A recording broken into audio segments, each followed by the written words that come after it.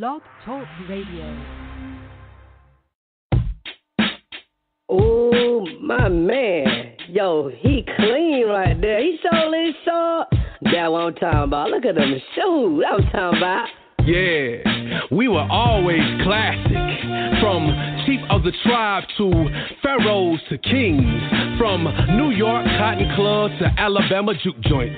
From California cruise into Carolina ballroom. We've been distinguished gentlemen since the beginning of time. From the timepiece pocket watch to the paisley patterned designs in our pocket square to the square toes of our footwear. We've been so fresh, so clean, like we baptized in the best threads, sewn to perfection. Galaxies on cufflinks, slacks with the crease, sharp like switchblade, straight up and down like 6 o'clock. When you see a brother freshly pressed, you know what time it is. Dressed like we gotta make history, gotta make looking good, look like new money. And sometimes you ain't gotta spend a lot of money to look like you got a lot of money. You just gotta coordinate. Like your button up gotta match your belt, which match your shoes. Make sure your elegance is on fleek. Nah, forget that. Cause if you got elegance, there's no need to be on fleek. Be unique. Cause there's something about dressing up, look like class, smell like smooth body oil or polo cologne, taste like filet mignon, feel like funeral fresh, but we so alive. Give me 5 on the black hand side, dap a brother up, we be so dapper, especially after the after party. We party like we got gold in our pyramids, cause we dress like we got royalty in our projects, cause it ain't where you live, it's all about how you dress to make people ask where you live. Cause you might catch a brother dressed like every day is Sunday morning. Cause there's something holy about putting on your best. The elders say, put on your best for God. So we gotta be bow tie, necktie, blazer, all God socks, vest. Like you wanna invest to impress the God in you. And you can't worry about what nobody say. Cause you gotta know God looking down, talking about that brother right there, shoulders clean. Now that's classic. And it's tragic that some men don't feel the essence of being a real man when you look fly. So if you ain't down with rocking a suit, then suit yourself. No, really, suit yourself. Get fitted like them ball caps. Get tailored. Know your measurements, your waist size, your shoulders, your leg and arm length. Then reach out to a younger brother. Let him know that this is the highest level of cool. Cause sometimes being the best dressed keeps you out of the best mess. Now, I must confess, when I was younger, I never wanted to dress up. But when you down, just wrap that bow tie around your neck and watch heads turn. Exorcist, walk in and shake things up. Etch-a-sketch. You can even bet George Jefferson, although he was hood, understood that moving on up to the east side means you gotta be sharp. And the beans may not burn in the kitchen, but you best believe he got a napkin tucked in that collar to make sure those beans don't spill on his shirt. Cause you gotta understand the worth of being a classic man. Style. Swagger, not swag. Front cover of a gentleman's quarterly mag, where one takes pride in looking like pride. So when you floss your cool, make sure your folk hear your theme song in every stride and stay fly, fly, fly, fly, fly, fly, fly, fly, fly, fly, fly, fly.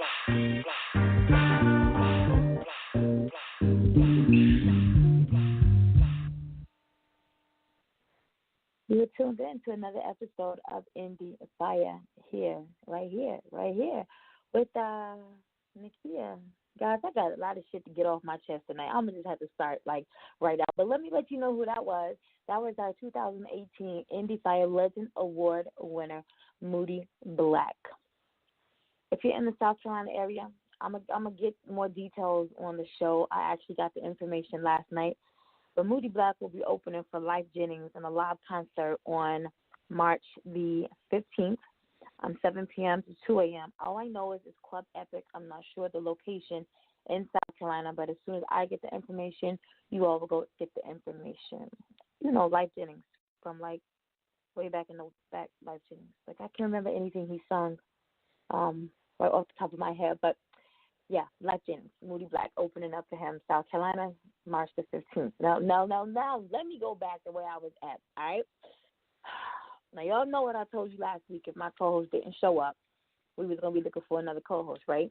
So we're looking for another co-host. I'm going to put that out there right now. It's going to be when I start posting that I'm looking for another co-host, we're going to have to go through some extreme measures because I don't think people understand how debilitating this is.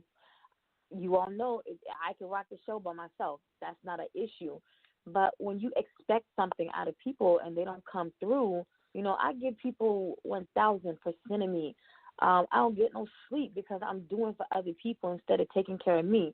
So I feel like when it comes to Endie Fiya, whoever my co-host is, you should have the same passion for this show as I do. Like, I don't know what your ulterior motive is.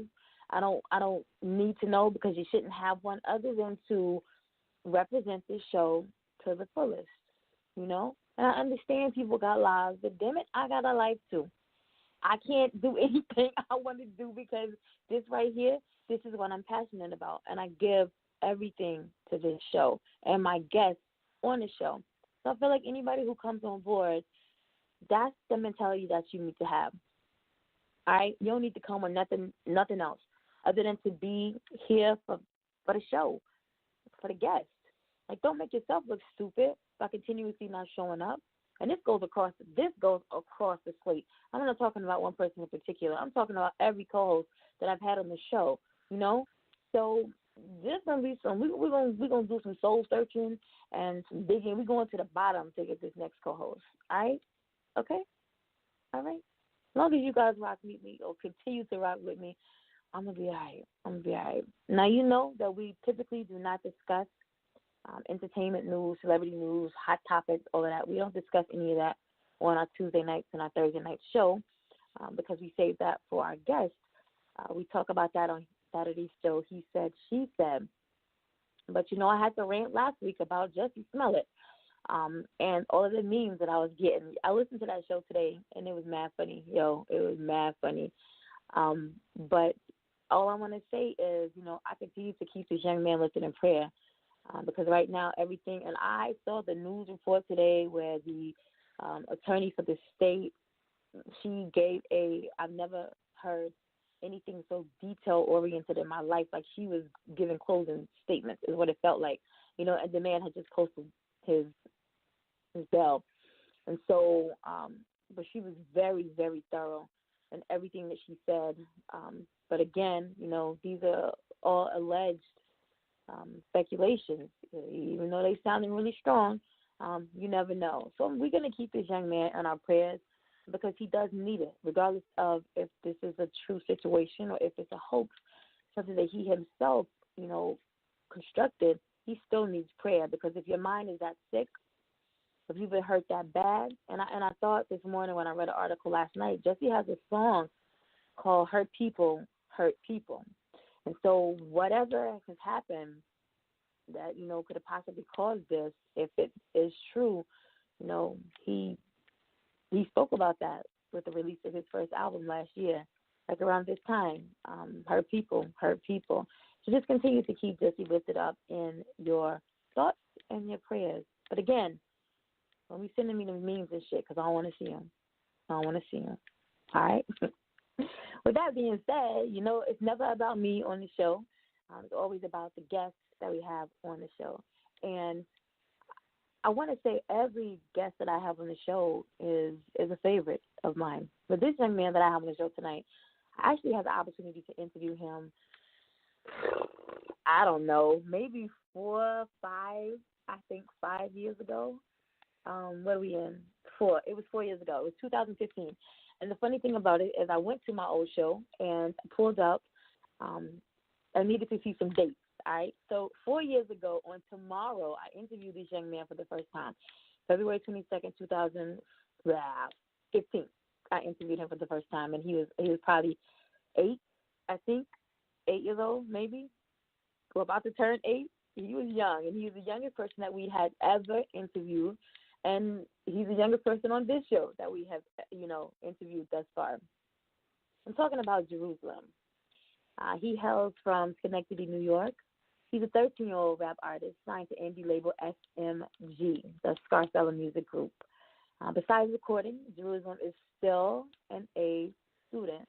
I got to interject right there Because my daughter said to me yesterday, she was like, wow, I wonder how it is to be like a child rap artist, how hard is it for them, like life-wise, like in school? Are they acknowledged for that, or are they frowned upon that, Do they maintain their good grades? Do they participate in extracurricular activities? And I'm like, girl, he's just like you, you know what I mean? So he's still an A student. He's also into martial arts, football, and basketball, but his first love is rhyming. He often spends hour after hour in his room rhyming. The young artist has been on many stages across the country. And when I talked to him last, it was across, like the state. But he's been on stages across the country, perfecting his craft with his S.M.G team. Juju, as he is called by those close to him in his camp, is a perfectionist at recording and in writing his lyrics. You can hear Jerusalem's music and interviews on internet radio stations and read about him on various magazine publications. With a strong marketing team behind him, the young artist is ready to take the world on storm. Endie Fiya listening audience and fans and supporters, my guest tonight, Jerusalem.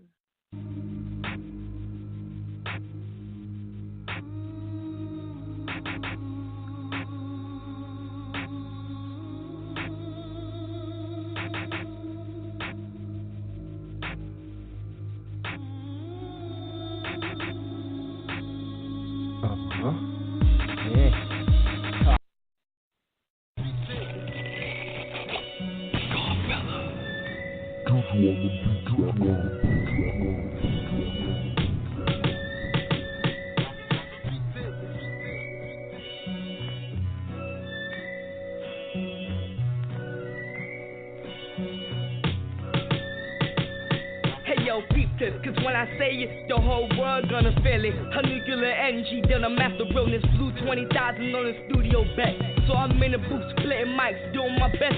Tiptoeing in my joints like my feet when it's wet. All this ice around my neck, thought it melted fresh. All these shoes on my feet come with a map and a question. Questions that we can't answer, yeah, it's good for our heads. See now, I peep this. The whole world, they bout to peep this. Real niggas, they bout to peep this. My thick ones, they bout to peep this. The industry, they bout to peep this. Niggas not gon' like me when they peep this. You got dreams, you best to peep this. Your loved ones, they best to peep this. Hey yo, peep this. For different reasons, we could be Sashi or Hush, or we could be Mr. Mrs. Smith. Trying to kill each other for a better outlook. Ain't no sun at night, so you better run quick. Keep a gun in your car in case a nigga loses brain upstate. It's where most of them niggas losing games. Chess with these checkers, but I ain't talking about no game boards. Moving like a vice when niggas is fighting in the art wars. Keep a clip in the trunk just in case he want more. Spray down like a cannon for breeze in this cold world. Laid on you like a Friday night lace strip. I'm the next best thing. The Michael Jordan call me Scottie Pippen. Peep this. The whole world, they bout to peep this. Real niggas, they bout to peep this. My thick ones, they bout to peep this. The industry, they bout to peep this. Niggas not gon' like me when they peep this. You got dreams, you best to peep this. Your loved ones, they best to peep this.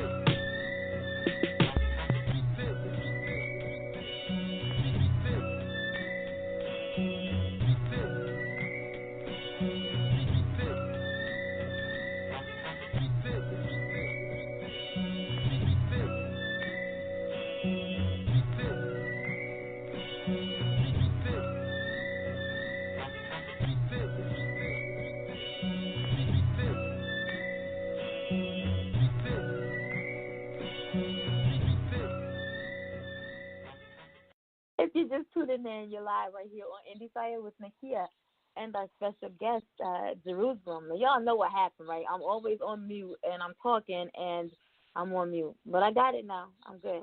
How you doing tonight? I'm doing good. How about yourself? No complaints. I'm listening to Peep This, and I'm like, I remember it's raining, all right? That's what I know you for. It's raining.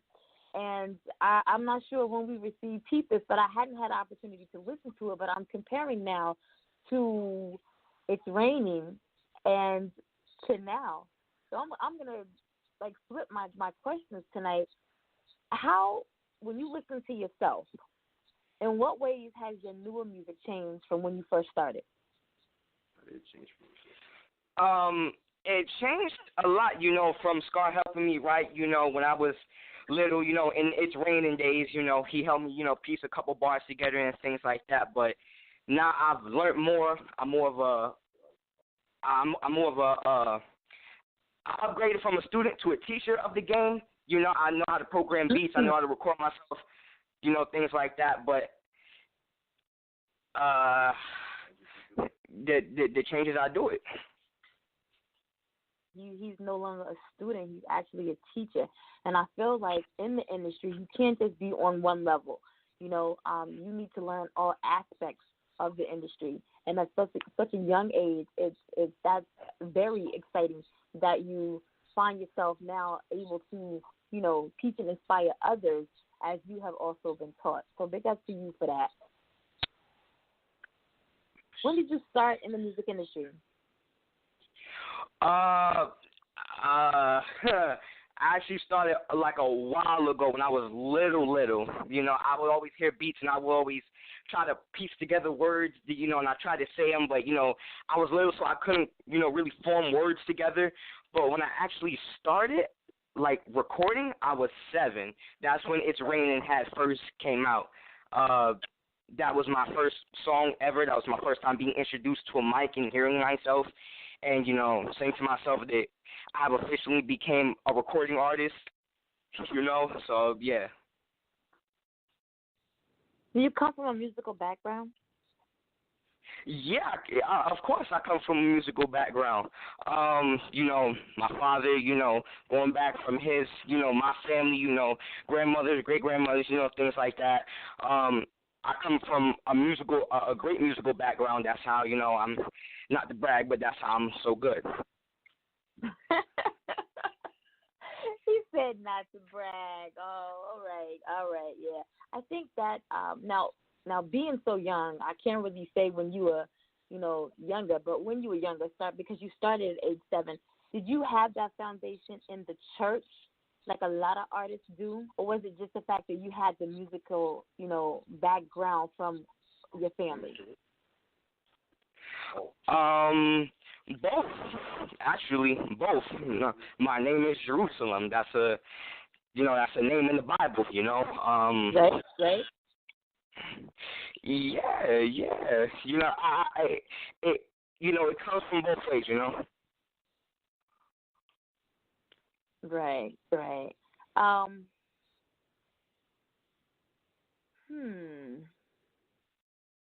All right, so you've been doing this for a minute, and rhyming is something that you always like to do. Recording is something that you love. Writing is something that you love. But where do you find your motivation, like daily? I don't know if you heard me mention, my daughter saying, like, does he go to school? Does he participate in extracurricular activities like normal kids? What motivates you every day when you wake up? You do go to school. You continue to make good grades, but you know that your passion is this music. What motivates you every day just to keep grinding as hard as you do? Because I know there's something higher that I can achieve than just being a good rapper. I can become one of the greatest artists, so when I wake up, I'm like, music is something that I truly love and that I want to do. So I managed to balance school. I managed to balance, doing the martial arts. I managed to, go out and play with my homies, I managed to go play sports and things like that. But at the end of the day, I know that music is something that I hold true and dear to my heart, not just for, the simple fact of money or making it big, but to see myself later in the future and look back and reflect and be like, I have elevated so much from where I was. That's what I do it for. So what's a typical day like for you? Typical day, well, wake up and go straight to the studio, of course, play a couple beats, write some things down, some ideas, get up from there, play with the phone a little bit, play the game a little bit, go out, hang with friends, go play sports. Later in the afternoon, I obviously go to the martial arts thing, come back home, right back to the studio. Basically every day, the head and the foot of my day is studio, and then studio again, and then repeat. So, wait a minute. When you go to school, though? Where I go to school? Uh, every day, like every student. I go to school. I do for my fault. My fault. I know because I realized when he said that, I was like, I did not mention school at all. You know, I always go to school and things like that. But you know, on my off days, you know, when it's the weekend or you know, it's a day, you know, it's a holiday or something, or we don't have no school. That's my day. You know, obviously, you know, I have a week off right now of school. I'm getting ready to go back next week and. Everything that I said before, I do, but I just remember when you said, so where's school at? I'm like, I didn't say that, so let me say that. Yeah, I thought, you know, yeah, he's talking about the weekend. He's talking about his off time because I know at some point he got to go to school. So for you all that were wondering, you know, he's talking about the weekends and off time. But I get it.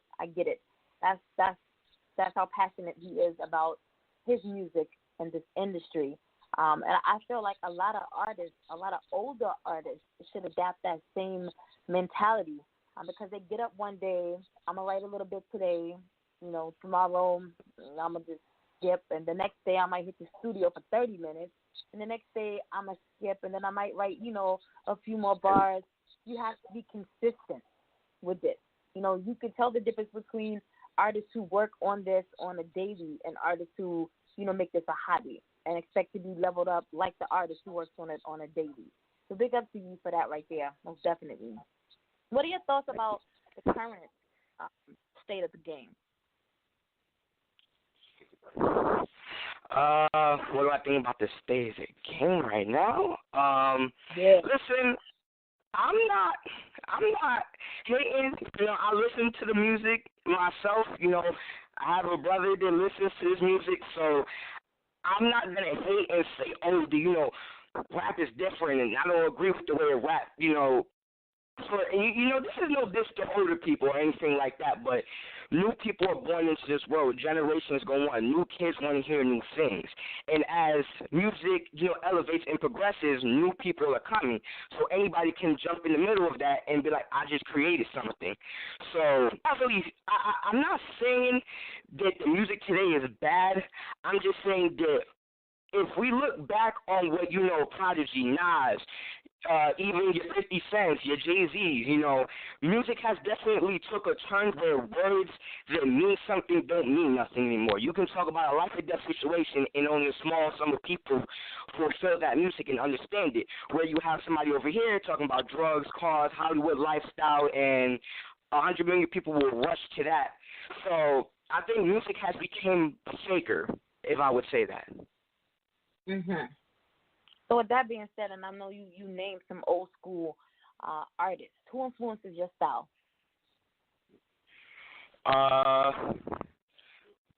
Nas, things like Nas, even back, Run DMC, you know, things like that. I've listened to all places of music. NWA, I've listened to all places of music. But who do I the most? I'm gonna say a Nas.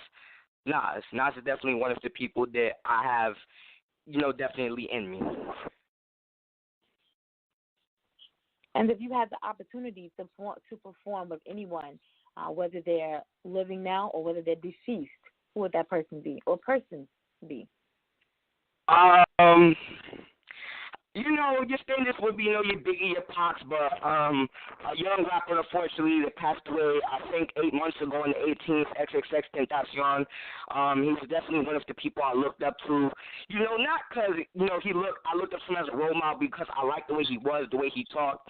And on, you know, the last few months of his life, he tried to correct himself and, you know, right all his wrongs and things like that. But if there was one person I would love to, you know, perform with and get on stage with, it would be XXX Tentacion. Wow. Well, when he first came out, I wasn't really feeling him at all. And it was towards the end when he started to, you know, realize that he needed to make a change. And they say people, and not just because, you know, his videos reflect it or commentary reflects it, but they say that people can sense when it's their time. So I don't know if that was his way of trying to get right with God before he left this world, But it was at that point in his life that I actually started paying attention to what he was saying and the messages that he was trying to, place upon this younger generation, because I feel like I listen to the music because, I have teenagers or whatever, but I just feel like what was, the 90s rap, that's what I feel, had more substance than what's being put out now. So that's an excellent choice. Most people don't talk about him in that light, and I don't think I've ever had anyone to say, they would like to share the stage with him. But that's a phenomenal. Yeah, I would go to that concert, most definitely. I would go to that concert. Now, Thank you. Yeah, you're young, and I know people can want to place a lot of negative talk around just teenagers, like you could be doing so much better. You could be doing something better. You could be doing anything other than this right here. Have you suffered any resistance or skepticism in the industry because of your age? Of course. Music is something that, is more meant for big boys. You got to wear big boy pants in order to come in here and, do what you got to do. But I've definitely, I've heard some things, saying some comments, things like that. I've, got some criticism, and I don't take none of it to heart because, at the end of the day, if you want to be in here, this is what it's going to take. You're going to have to take that and still walk through it because at the end, just real quick, the things that happen with Drake, and he's nowhere near a young artist, but when people were talking about, he had a ghostwriter and, things like that, you got to bulk up your chest and walk through it in order for you to see the other side. Thus, he's still Drake. If he drops an album, everybody's going to listen to it. So, yeah, I've definitely received that, but I don't take none of it to heart. I get that. So, hey, Jerusalem, this little Timmy, man, I had a miscommunication in the mind about the times or what all, but we all good. I'm here with you. I think the key is still here with us, and I'm sorry I came in a little late, but, man, y'all keep it moving where y'all need to keep it moving at. I just want to let you know I was here with you, my G. Thank you. So, hold on, wait. I gotta say what's up to the big homie. What's up with you, G? Man, I'm all right, man. I'm just chilling, man. Like I said, I thought this thing was in like another 30 minutes. You know what I'm saying? But we here. I'm good, man. Thank you for asking. God's good, and man, I'm excited to hear more about you, man. I've been trying to study up on you all day, and it really wasn't like a social media presence, so I've been waiting for it all day, and then to get to the time, then I come to the thing late, man. My bad, bro. You good. I'm glad you're here, Yeah. You tell him that he's good, but, Lil Timmy could be in the running for my next co-host, and for the next co-host to show up, 30 minutes late, that's not good to me. We got to get on the same time zone, all right? Okay. No. we good now, though. We good. We good. So, Jerusalem, what would you say is the biggest barrier that you have had to overcome as an independent artist? Biggest barrier? If you're not bringing an image to the table, people, you would need people to get over that. And, that's why a lot of, artists that could have, brought out a lot of good music have unfortunately fell and, have fell off. It's because people couldn't look past the fact that, this person doesn't have an image. 50 had an image, he had the bulletproof vest, he had the New Year hat, you know what I'm saying? Even 6'9", the rainbow hair, the tattoos all over his face. If you don't have an image to bring to the table, it's going to make it 20 times harder for you to really prove that you're an artist. And I know that sounds really weird. It's like, because you're coming in without an image. You're like, I don't need an image. I'm here to bring you my music. But for some reason, you need an image with your music. And one of the greatest examples I've seen of an image that he doesn't have an image, but he delivers great music is J. Cole. You know what I'm saying? Yeah. And so that's what I was thinking. I was like, you know, I hope my man. I don't know. You know, when I was searching for you today, and I hit Nikia up, I was like, yo, my man don't really got no social media presence. She was like, you know what I'm saying? He's trying to do the J. Cole thing, man. Not really have a whole lot of social media presence out here, but still be swinging. I was like, okay, cool then. You know what I'm saying? So, you know, I feel you on that. You know what I'm saying? I'm trying to do that like that. You know. We working on that right now, though. You know what I'm saying? So I'm gonna stay in that lane, but as far as social media and things like that, we are definitely working on that. But I'm more of a lyric person before I'm more of an how can I say this? Social media entertainer, and that's no diss. You know what I'm saying? That's not no diss to my artists, but I'm more of a person that, you know, puts pen to the pad and writes than more get on Instagram Live and other than just talk a bunch of craziness for an hour. I want to be in the studio. That's my place where I feel safe. You know what I'm saying? All good, my G. Wherever, however you like to get it, how I want to encourage everybody to get it. You know what I mean? So. Whatever good for you is good. If it's good for the goose, it's good for the gander. As I was saying, go. You know what I mean? Yep. Now, without having this quote unquote image, do you feel that you still bring the total package to the industry? Yes. I do. At least I do. But you know.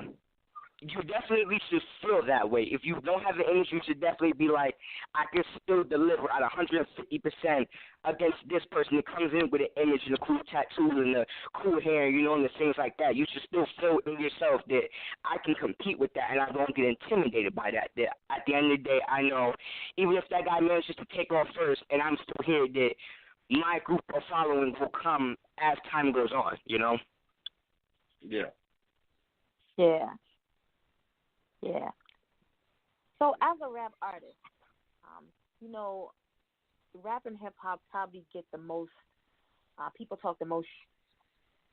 I'm trying to stop cursing. People talk the most garbage about rap and hip hop artists. What's the biggest misconception that you feel people have about your genre of music? You know the ignorant music, you know the pill popping, you know party dancing music. But for those that really write, you know this is something that has been a lifestyle for us for many years. So when we express it in song form, you know people that may not understand it may think that you know we're being ignorant. You know we're not civilized people, but these are things that has been happening to, you know, not just black people, but as ghetto people as a whole for a very long time. So what's the most biggest misconception about my music is that people don't live what most artists go through. But most artists that, you know, they come into the industry, they don't really live it. They just see it from a different perspective as we do. Because, you know, the 19-year-old in the ghetto, you know, his mom's on food stamps and, you know, pops ran off or pops then got gunned down the streets or something like that. To him, he's lived on the streets for so many years that has become a part of him. And when he writes it, he's expressing himself on a piece of paper. You know what I'm saying? So people don't really look at it the way we look at it. And if they would, I think that would solve a lot of problems that we have in the world today the same way if we looked at their way of life like, okay, well, that's what you prefer to talk about. Here's what I prefer to talk about. Got you. For sure. I feel you. Now, do you find that you write about those issues in your music, or are you writing from another perspective?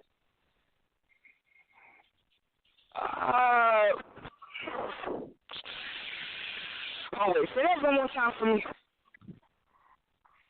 So you mentioned the misconceptions that people have about, you know, your genre of music, not being there in the here and now, living off of, you know, maybe what they've seen, but not actually physically being in those places and experiencing those things.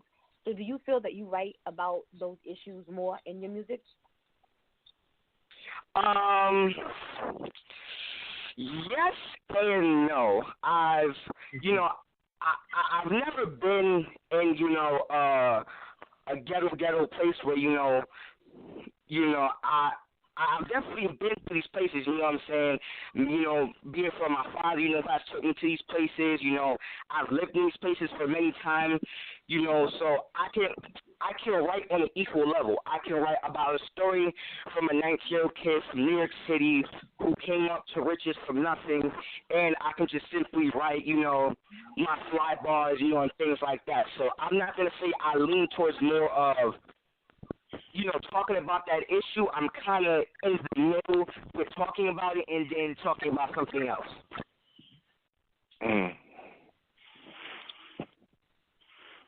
No, because I know. I you're tried. so young. I'm sorry.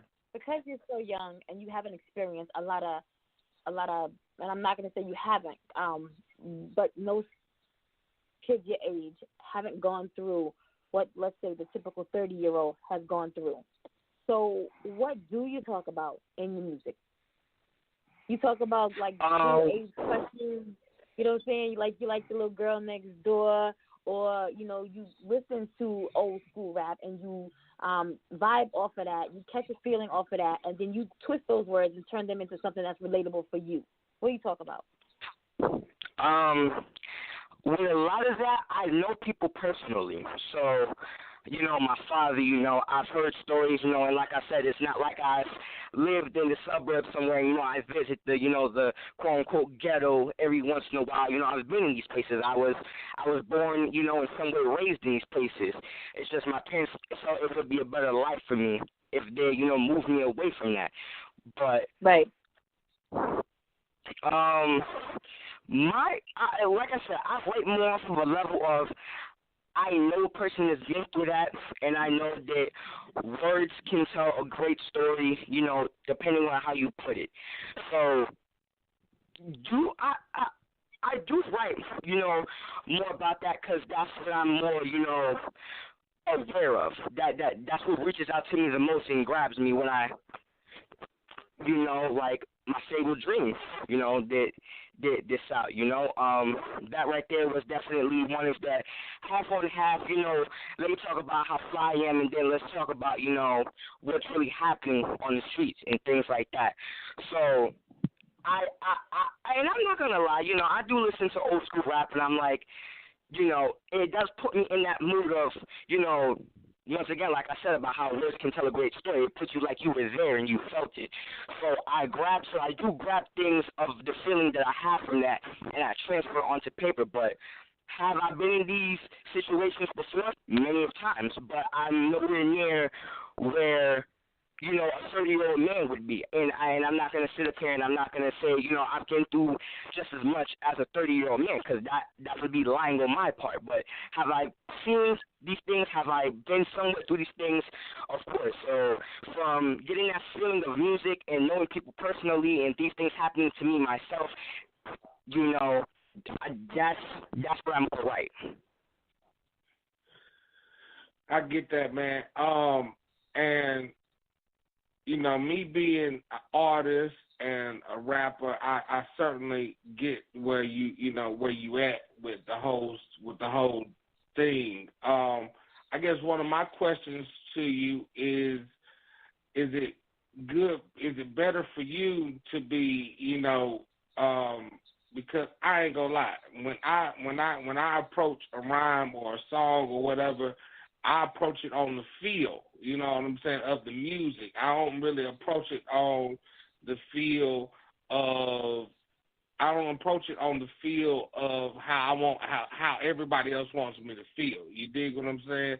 How do you approach a song when, maybe a producer say, hey, man, what you got for this record right here? And they send it to you and, it's a record that, you might not feel, but like Biggie said, I approach each rhyme, each record as a new balance because, you never know what that song has to offer. So how do you approach songs when you're writing them, and what perspective do you give, or do you come at the songs with?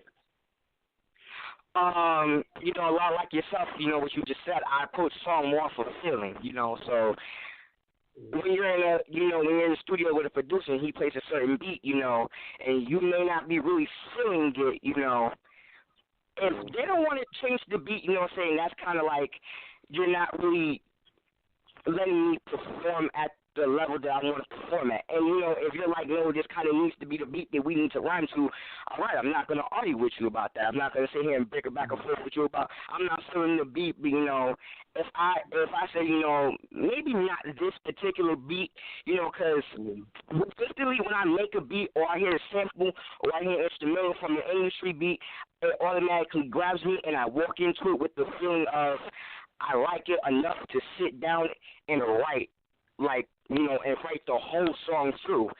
I'm like yourself. You go into it with the feeling. You go into it with the feeling of I like this a lot. It motivates you to write. The beat is dope. So just with that, I walk into it more off of feeling, not off of a reaction. You know what I'm saying? I walk into it more off of a feeling of I like this a lot, and this is what I choose to write to. I feel you. Well, I mean, that's the best way to go, you know what I mean? Because, you never know how, how the audience is going to treat what you got. I'm one of those people that just don't give a fuck. Hold on. Nakia, you back? I know. It's his show. I get to talking. Look. You know what I'm saying? Keep doing your thing, dog. You know what I'm saying? I'm here in your corner, my G. You know what I'm saying? So I don't care how people feel. I'm going to write what the fuck I want to say. But look, it's not about me. It's about you. And I'm on you. I just need to hit. Look, just make sure your social media is up so I can go see you, so I can go check about you. You know what I'm saying? When it's time to go see you. Nakia, you back on this motherfucker. Go, Nakia, go. Yes. Goddamn. I like it. I'll be on that hood shit. You know what I'm saying? So, Yes, this is Lil Timmy all the time.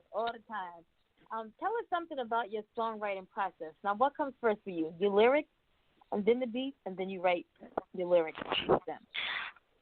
I would say more towards beat and then lyrics. I gotta take a feel for it at first. You know what I'm saying? When I play the beat, I gotta be like, I like this beat. You know what I'm saying? I really like this beat, and I'm gonna sit down and I'm gonna write to it. So for me, it goes from beat to lyrics. Sometimes I go from lyrics to beat. You wrote something, you play a beat, and you sing, and you like, oh, that's pretty dope. That goes with that. But for me, I more purposely put the lyrics to the beat that I heard or chose. You know what I'm saying? Gotcha. Now, I know that you love being in the studio, but I also know that you don't have a fear of the stage either. You like performing. Which one of those do you prefer?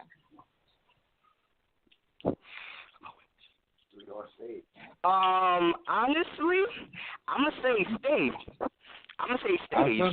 You better say stage, boy. There's something wrong with you. Goddamn. I mean, we go in the studio to make the goddamn stage, so hell, it better be the stage. The stage is where it's at. Excuse me, I ain't mean to cut in like that, but. But the stage, shit, let me ask that one for him. I'm sorry. Now you go. The stage is definitely where it's at. And like you just said, well, you better say the stage because you need to go in the studio to make the song in order to make the stage. You know what I'm saying? So definitely the stage. Definitely the stage is somewhere where you definitely learn how to grow as a person.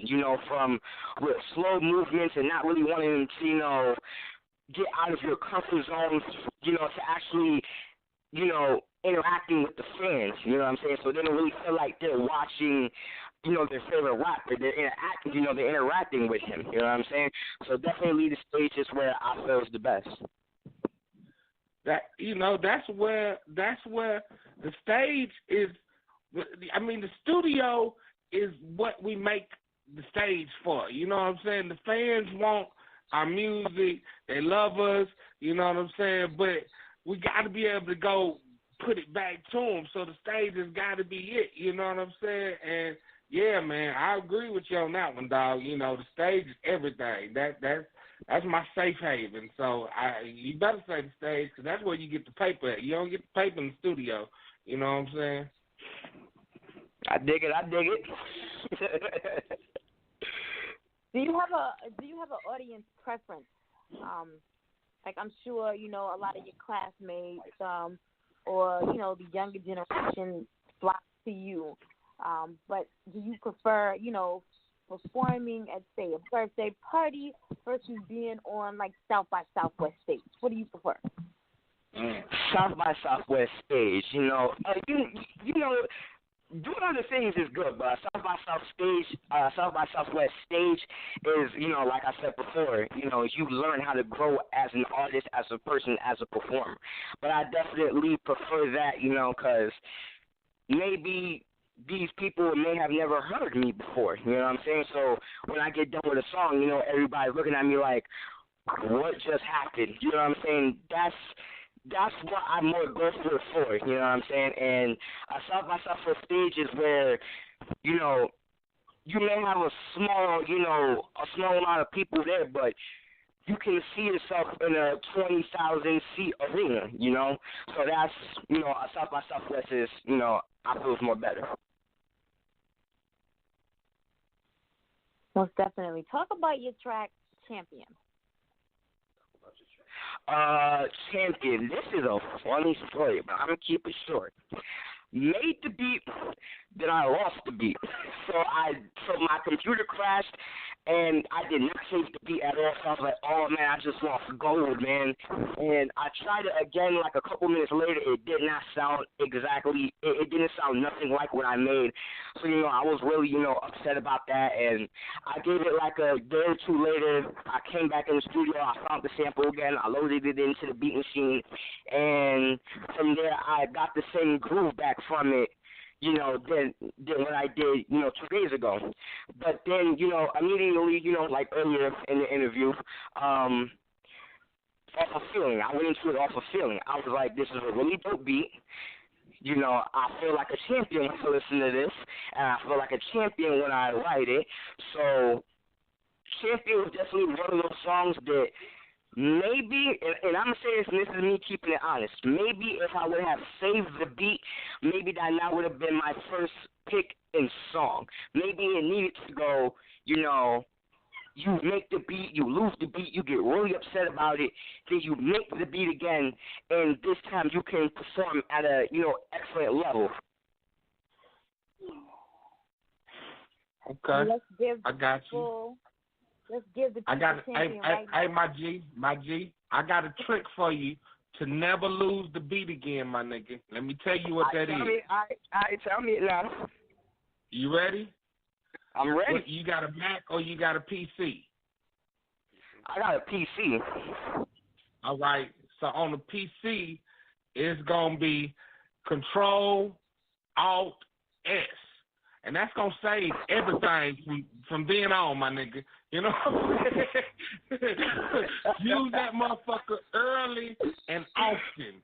And you won't ever lose a beat, my nigga. You feel what I'm saying? You just gave me some good advice there. You know, I'm going to purposely, after this interview, I'm going to go and make a beat and then try that. I'm going to purposely go and make a beat, find a random sample, just make a beat, and then I'm going to try that. Yeah, because you want, you know, after everything that I do when I'm making a record, you know what I'm saying? After everything that I do, if I add a drum, I'm on a Mac, you know what I'm saying? But after I add a drum, Command S that motherfucker. Go to the next track. After I make the next track, Command S that motherfucker. You know what I'm saying? Because that's what you got to do, bro. Because you be to make the whole track, did the vocals over the whole jig, man, go to play it, and the damn house go, jiggle, like the house just go out, and the computer go down, track come back up, and you at the first track where you didn't save nothing since the first track, and you all fucked up. Anyway, I think we finna play champion. You know what I'm saying? I'm a champ. You a champ. We finna play champion. Nakia, let's go. Let's hit it. Let's get it.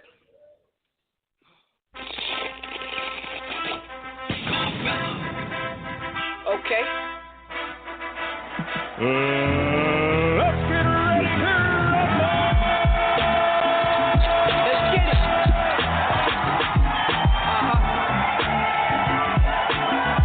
Yeah. The new super indie label. You know what it is. I ain't gonna say.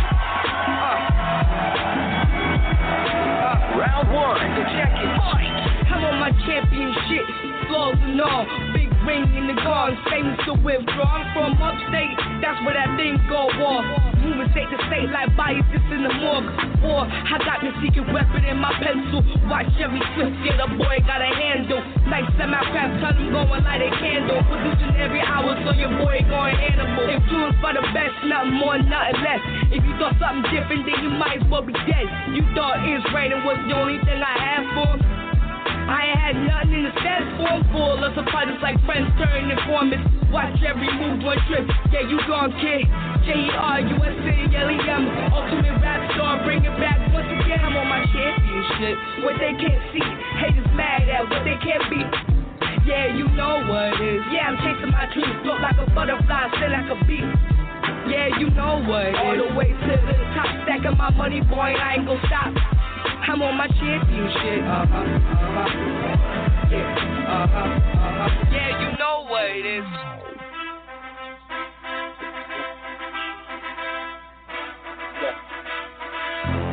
Round two.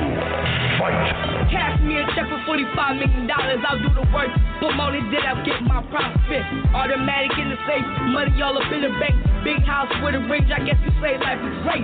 But I'ma take it back, way back to the sandbox. See, when I was younger, I said I was gonna be hot. Hotter than lava, hotter than the sun, hotter than ice, hotter than anything that's hot and hot. Fell out my home, but I'm right back in. I'm on my Tupac shit, thug life again. Chasing on my dreams, yeah, I'm snatching on my goals. Yeah, I'm making money in the process, that's the way to go. Remember on them days, y'all laughed at me, but now it's jokes on you, cause I made it here, please just remember that everything goes in circles, and karma is a virtue, and that's what I heard, dude.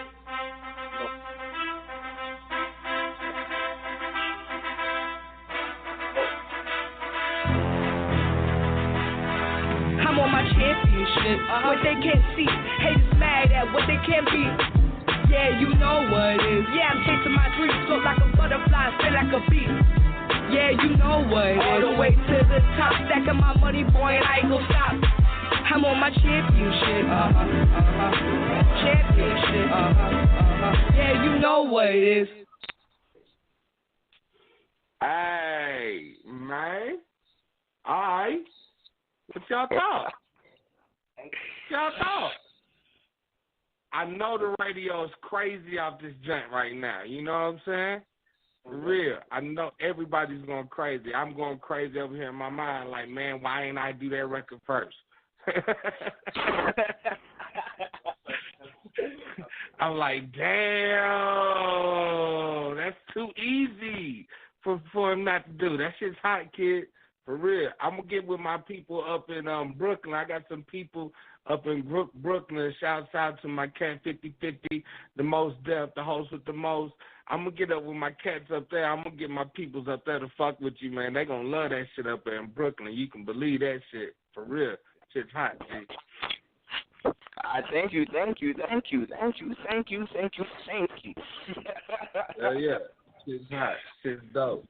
You know what I'm saying? I don't be saying people better than me, but I like that shit. You know what I'm saying? Hey, look, the competitive nature of me said, hey, man, that shit hot, dog. I like that shit, dog. You feel me? So I got one more question, and then I'm going to get out the way. So when it comes to choosing, you know, a hot song or a hot record that you're going to write or whatever for right now, how do you approach choosing, you know, how you want to talk to the people? You know what I'm saying? How do you approach that? How do you approach talking to your fans? How do I?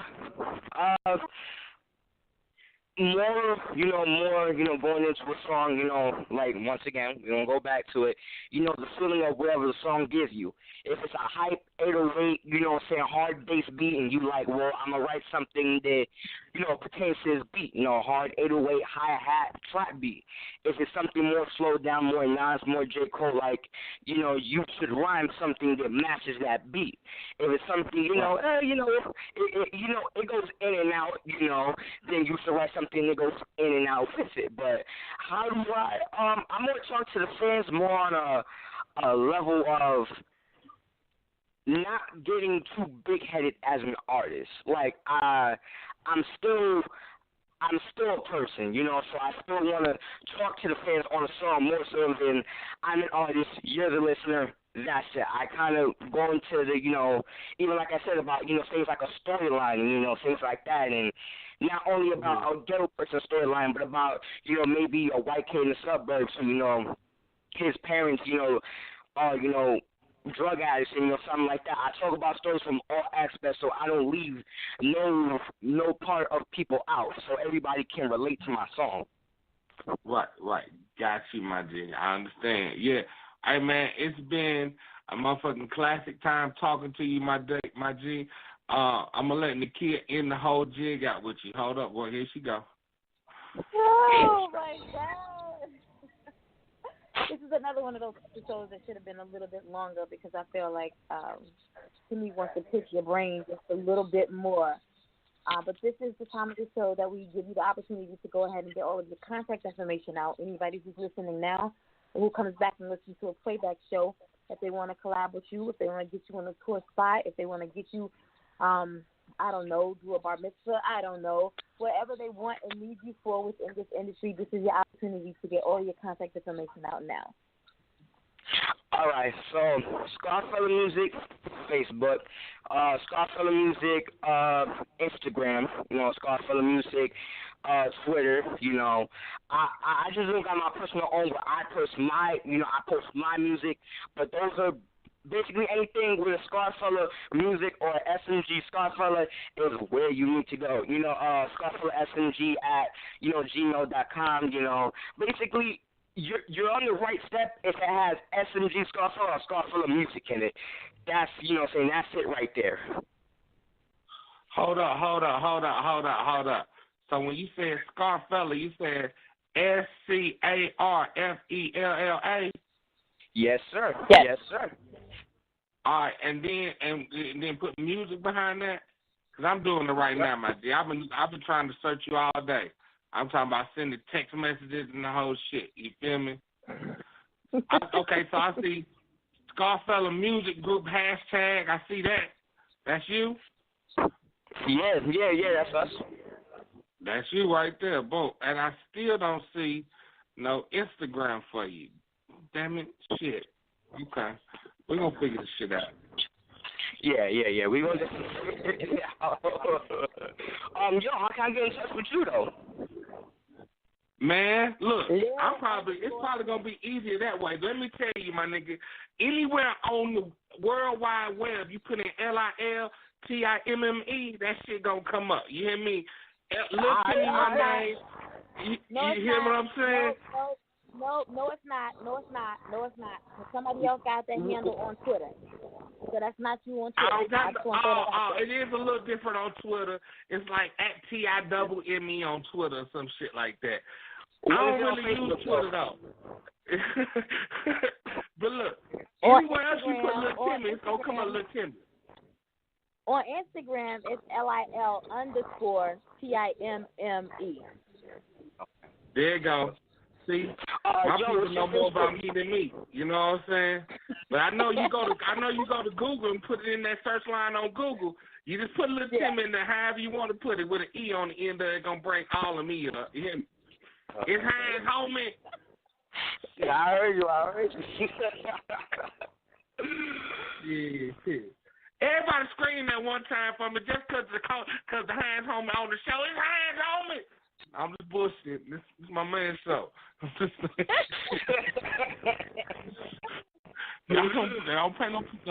Don't pay no attention to me, man. I'm 30 minutes late, and I'm just getting fired up.